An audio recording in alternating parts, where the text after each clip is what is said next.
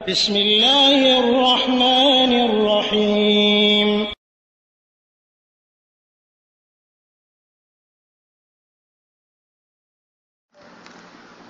আসসালামু আলাইকুম ওয়া রাহমাতুল্লাহি ওয়া বারাকাতুহু। আমাদের একজন ভাই প্রশ্ন করেছেন যে ওনাদের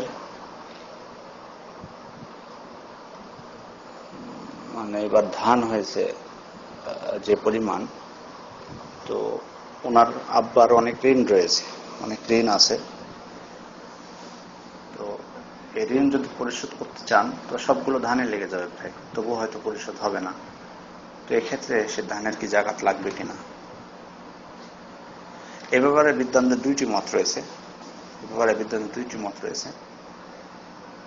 একদল বিদ্বান বলছেন যে তিনি জাকাত আদায় করবেন না, কারণ স্বাভাবিকভাবেই তার উপর ঋণ আছে, তিনি সেটা দিয়ে ঋণ পরিশোধ করবেন। ঋণ পরিশোধ করে যদি অবশিষ্ট থাকে নিসব পরিমাণ, তাহলে তিনি সেটা দ্বারা জাকাত প্রদান করবেন।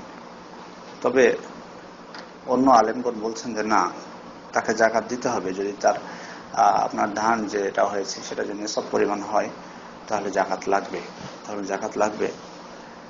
কারণ এগুলো হচ্ছে যেমন হচ্ছেন যেগুলো শস্য, তারপরে গরু, ছাগল, উট, এই যে এই সমস্ত ক্ষেত্রে এই জিনিসগুলো হচ্ছে আপনার যেগুলো প্রকাশ্যে দেখা যায়।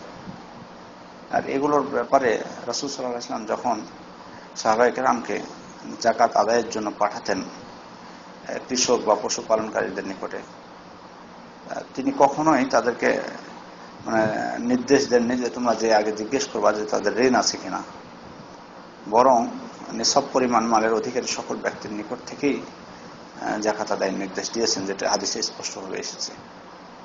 সুতরাং এজন্য তারা বলছেন যে এক্ষেত্রে তাকে জাকাত দিতে হবে, ঋণ থাকলেও সেখান থেকে জাকাত দিতে হবে। এবং তিনারা আরো বলছেন যে কেননা ঋণ হচ্ছে ব্যক্তির সাথে সম্পৃক্ত, মালের সাথে না।